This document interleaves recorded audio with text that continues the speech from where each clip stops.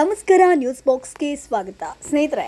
ಈ ವಾರದ ಬಿಸಿ ಬಿಸಿ ಟಿಆರ್ಪಿ ಹೊರಬಿದ್ದಿರುವಂಥದ್ದು. ಪ್ರತಿ ವಾರ ಕೂಡ ಟಿಆರ್ಪಿಯಲ್ಲಿ ಕೊಂಚ ಏರಿಕೆ ಇದ್ರೂ ಕೂಡ ನಂಬರ್ 1 ಸ್ಥಾನದಲ್ಲಿ ಇದ್ದಿದ್ದು ಮಾತ್ರ ಪುಟ್ಟಕ್ಕನ ಮಕ್ಕಳು ಧಾರಾವಾಹಿ. ಆದರೆ ಈ ಬಾರಿ ಪುಟ್ಟಕ್ಕನ ಮಕ್ಕಳು ಧಾರಾವಾಹಿಗೂ ಕೂಡ ಶಾಕ್ ಸಿಕ್ಕಿರುವಂಥದ್ದು. ಜೊತೆಗೆ ವೀಕ್ಷಕರಿಗೂ ಕೂಡ ದೊಡ್ಡ ಶಾಕ್ ಒಂದು ಎದುರಾಗಿದೆ.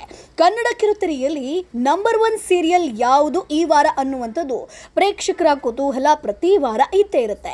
ಸದ್ಯ ಕನ್ನಡ ಕಿರುತೆರೆಯಲ್ಲಿ ಹೆಚ್ಚಾಗಿ ಸದ್ದು ಮಾಡ್ತಿರುವಂತ ಧಾರಾವಾಹಿ ಅಂತಂದ್ರೆ ಅದು ಪುಟ್ಟಕ್ಕನ ಮಕ್ಕಳು ಧಾರಾವಾಹಿ. ಪುಟ್ಟಕ್ಕನ ಮಕ್ಕಳು ಧಾರಾವಾಹಿ ಜಿ ಕನ್ನಡ ವಾಹಿನಿಯಲ್ಲಿ ಪ್ರಸಾರವಾಗ್ತಾ ಇದೆ.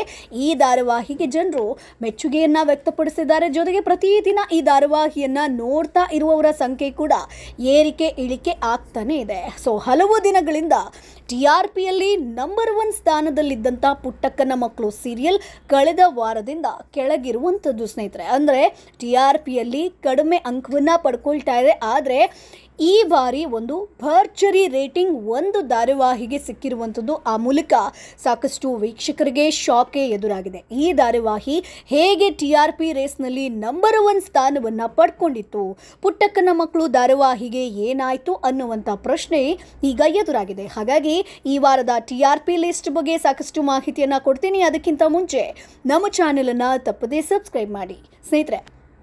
ಜಿ ಕನ್ನಡದ ಸೀರಿಯಲ್ ಲಿಸ್ಟಿಗೆ ಅಣ್ಣಯ್ಯ ಹೊಸದಾಗಿ ಸೇರ್ಪಡೆಯಾಗಿದೆ. ಸೊ ನೀವು ಕೇಳ್ಬೋದು, ಅಣ್ಣಯ್ಯ ಧಾರಾವಾಹಿ ಮೊದಲ ಸ್ಥಾನವನ್ನು ಪಡ್ಕೊಳ್ತಾ ಅಂತ. ಆದರೆ ಇಲ್ಲ, ಹೊಸ ಧಾರಾವಾಹಿ ಬಂದ ಹಿನ್ನೆಲೆಯಲ್ಲಿ ಪುಟ್ಟಕ್ಕನ ಮಕ್ಕಳು ಧಾರಾವಾಹಿಯನ್ನು ಸಂಜೆ 7:30 ಬದಲು 6:30ಕ್ಕೆ ಪ್ರಸಾರ ಮಾಡಲಾಗ್ತಾ ಇದೆ. ಸೊ ಇದಕ್ಕೆ ಸಾಕಷ್ಟು ಜನರಿಗೆ ಬೇಸರ ಕೂಡ ಆಗಿತ್ತು.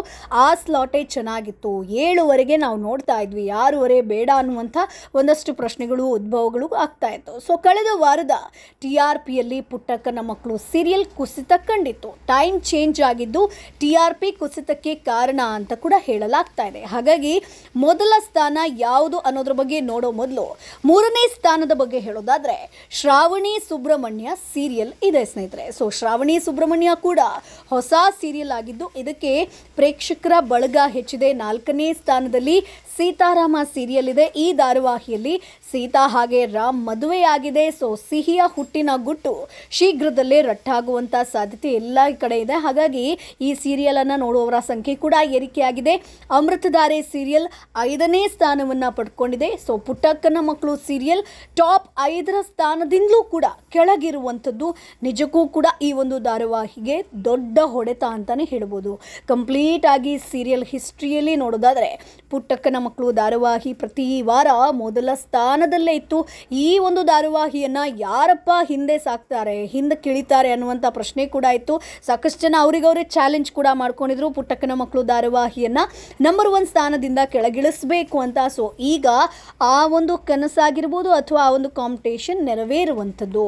ಸೊ ಪುಟ್ಟಕ್ಕನ ಮಕ್ಕಳು ಧಾರಾವಾಹಿ ನಂಬರ್ 1 ಸ್ಥಾನ ಮಾತ್ರ ಅಲ್ಲ, ಟಾಪ್ 5ರ ಸ್ಥಾನದಿಂದಲೂ ಕೂಡ ಕೆಳಗಿರುವಂಥದ್ದು. ಹಾಗಾದರೆ ಕಾರಣ ಏನು? ಸೀರಿಯಲ್ ಚೆನ್ನಾಗಿಲ್ವಾ, ಕತೆ ಚೆನ್ನಾಗಿಲ್ವಾ? ಅಲ್ಲಿ ಸಹನಾ ಕೂಡ ಎಂಟ್ರಿ ಆಗಿದೆ. ಹಾಗಾಗಿ ಸೀರಿಯಲ್ ಕಥೆ ಚೆನ್ನಾಗಿಲ್ಲ ಅಂತ ಹೇಳೋ ಹಾಗಿಲ್ಲ. ಆದರೂ ಕೂಡ ಇಷ್ಟು ಕೆಳಗೆ ಬರೋದಕ್ಕೆ ಏನು ಕಾರಣ ಅನ್ನುವಂಥದ್ದು. ಸೊ ನಿಮ್ಮ ಪ್ರಕಾರ ಏನು ಅದನ್ನು ಕಮೆಂಟ್ ಬಾಕ್ಸ್ನಲ್ಲಿ ತಿಳಿಸಿ. ಇನ್ನು ಜಿ ಕನ್ನಡ ಹೊಸ ಸೀರಿಯಲ್ ಅಂತಂದರೆ ಅದು ಅಣ್ಣಯ್ಯ. ಸೊ ಅಣ್ಣಯ್ಯನಿಗೆ ಭರ್ಜರಿ ರೇಟಿಂಗ್ ಸಿಕ್ಕಿರುವಂಥದ್ದು.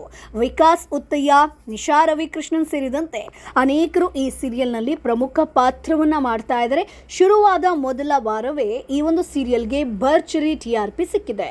ಪುಟ್ಟಕ್ಕನನ್ನು ಹಿಂದಿಕ್ಕಿದಂಥ ಅಣ್ಣಯ್ಯ ರೇಸ್ನಲ್ಲಿ 2ನೇ ಸ್ಥಾನವನ್ನು ಪಡ್ಕೊಂಡಿರುವಂಥದ್ದು. 3ನೇ ಸ್ಥಾನ ಶ್ರಾವಣಿ ಸುಬ್ರಹ್ಮಣ್ಯ. ಸೊ 2ನೇ ಸ್ಥಾನ ಅಣ್ಣಯ್ಯ ಸೀರಿಯಲ್ಗೆ ಸಿಕ್ಕಿರುವಂಥದ್ದು. ಸೊ ಮುಂದಿನ ದಿನಗಳಲ್ಲಿ ಈ ಒಂದು ಅಣ್ಣಯ್ಯ ಸೀರಿಯಲ್ ಕೂಡ ಮೊದಲ ಸ್ಥಾನವನ್ನು ಪಡ್ಕೊಳ್ಬೋದು. ಯಾಕಂತಂದರೆ ಪ್ರತಿ ವಾರ ಕೂಡ ಅಥವಾ ಯಾವುದೇ ಒಂದು ತಿಂಗಳು ಹೊಸ ಸೀರಿಯಲ್ ಶುರುವಾಯಿತು ಅಂತಂದರೆ ಆ ರೇಟಿಂಗ್ ಸಖತ್ತಾಗಿ ಇರುತ್ತೆ. ಸೊ ದಿನ ಕಳೆದಂತೆ ಆ ನೋಡುಗರ ಬಳಗ ಯಾವ ರೀತಿಯಾಗಿರುತ್ತೆ, ಪ್ರೇಕ್ಷಕರಿಗೆ ಈ ಸೀರಿಯಲ್ ಇಷ್ಟ ಆಯಿತಾ ಅದ್ರ ಮೇಲೆ ಡಿಪೆಂಡ್ ಆಗಿರುತ್ತೆ ರೇಟಿಂಗ್. ಸೊ ಹಾಗಾಗಿ ಅಣ್ಣಯ್ಯ ಧಾರಾವಾಹಿ ಶುರುವಾಗಿದ್ದರಿಂದ ಈಗ ಈ ಒಂದು ಸೀರಿಯಲ್ಗೆ ಭರ್ಜರಿ ರೇಟಿಂಗ್ ಸಿಕ್ಕಿದೆ. ಜೊತೆಗೆ ಉತ್ತಮ ಪ್ರತಿಕ್ರಿಯೆ ಕೂಡ ಇದೆ, ಧಾರಾವಾಹಿ ಚೆನ್ನಾಗಿದೆ ಅನ್ನುವಂಥದ್ದು. ಸೊ ಈಗ ನಿಮಗೊಂದು ಪ್ರಶ್ನೆ ಬರ್ಬೋದು, ಹಾಗಾದರೆ ಯಾವುದಪ್ಪ ಈ ಧಾರಾವಾಹಿ ಮೊದಲ ಸ್ಥಾನವನ್ನು ಪಡ್ಕೊಂಡಿರುವಂಥದ್ದು? ಎಲ್ಲರೂ ಕೂಡ ಅಂದ್ಕೊಂಡಿರ್ತಾರೆ ಅಣ್ಣಯ್ಯ ಧಾರಾವಾಹಿಗೆ ಬಹುಶಃ ಮೊದಲ ಸ್ಥಾನ ಸಿಕ್ಕಿರಬಹುದು ಅಂತ. ಹಾಗಾಗಿ ಅಣ್ಣಯ್ಯ ಸೀರಿಯಲ್ 2ನೇ ಸ್ಥಾನ ಅಂತಂದರೆ ಮೊದಲ ಸೀರಿಯಲ್ ಯಾವುದು? ಸೊ ಲಕ್ಷ್ಮೀ ನಿವಾಸ ಹಾಗೆ ಪುಟ್ಟಕ್ಕನ ಮಕ್ಕಳು ಸೀರಿಯಲ್ ಮಧ್ಯಮ ವರ್ಗದ ಜನರ ಕಷ್ಟ ಸುಖಗಳನ್ನು ಕಿರುತೆರೆಯಲ್ಲಿ ಜನರ ಮುಂದೆ ಬಂದಿರುವಂಥದ್ದು. ಸೊ ಹಾಗಾಗಿ ಎರಡೂ ಧಾರಾವಾಹಿಯನ್ನು ಜನ ಇಷ್ಟಪಟ್ಟು ನೋಡ್ತಾ ಇದ್ರು, ಅಂದರೆ ನಮ್ಮದೇ ಕತೆ ಅನ್ನೋ ರೀತಿ.